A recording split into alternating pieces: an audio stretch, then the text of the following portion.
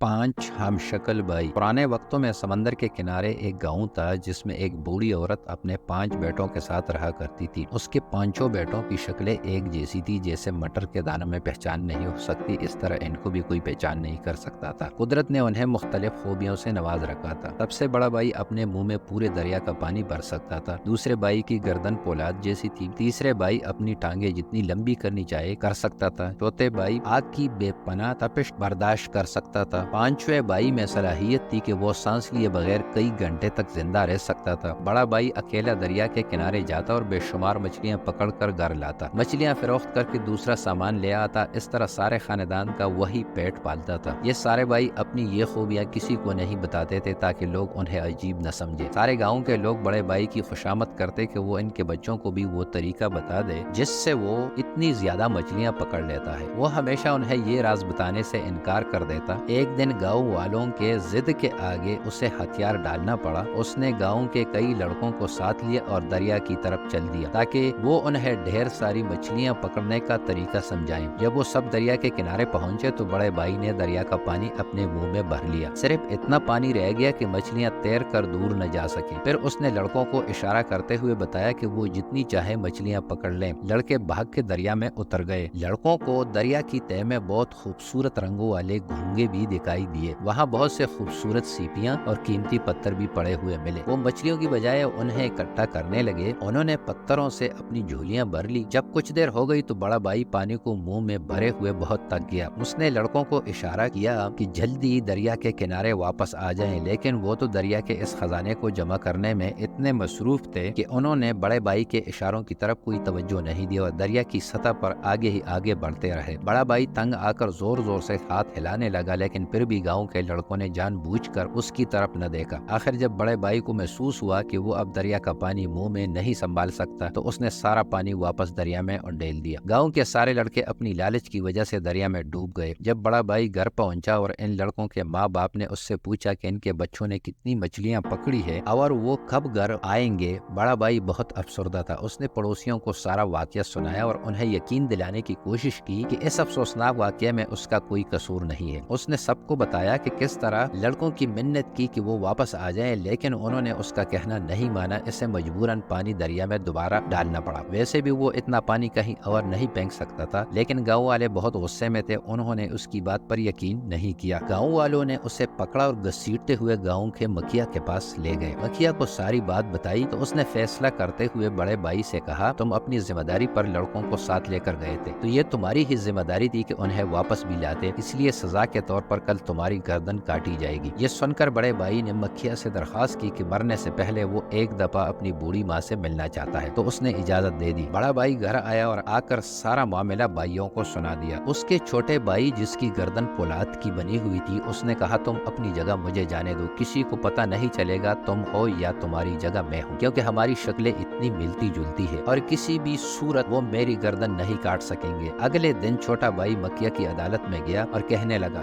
جناب بہت شکریہ، آپ نے مجھے میری ماں سے ملنے کی اجازت دی، بس اب مرنے کے لیے تیار ہوں۔ پھر چھوٹا بھائی اس لکڑی کے ٹکڑے کے پاس بیٹھ گیا اور اپنی گردن اس لکڑی کے ٹکڑے پر رکھ لی۔ تب جلاد نے اپنی تیز دار تلوار سے اس کی گردن پر وار کیا، لیکن تلوار اس کی گردن پر لگ کر اچھٹ ہو گئی۔ گردن پر کوئی اثر نہ ہوا۔ یہ دیکھ کر فوراً ایک اور تلوار منگوائی گئی جو زیادہ تیز تھی، اور پھر ایک اور تلوار، لیکن ہر دفعہ پھر وہی ہوا جو پہلے ہو چکا تھا۔ کوئی تیز دار تلوار اس کی فولادی گردن کو نقصان نہ پہنچا سکی، بلکہ اس کی دھار کھند ہو گئی۔ آخر جھنجھلایا ہوا جلاد اسے واپس مکھیا کے پاس لے گیا اور کہنے لگا، محترم، اس کی گردن کاٹنا ناممکن ہے کیونکہ اس کی گردن فولاد کی طرح مضبوط ہے۔ منصف نے نیا حکم سنایا، کل اس شخص کو سمندر میں پھینک دیا جائے۔ یہ فیصلہ چھوٹے بھائی نے سنا تو اس نے کہا، جناب میں آج ماں کو الوداع کہہ کر آیا تھا، لیکن کیونکہ مجھے کل سمندر میں ڈبویا جائے گا تو مجھے دوبارہ ماں کو ملنے کی اجازت دی جائے۔ مکھیا نے پھر اسے اجازت دے دی۔ بھائی گھر واپس آیا اور انہوں نے دوبارہ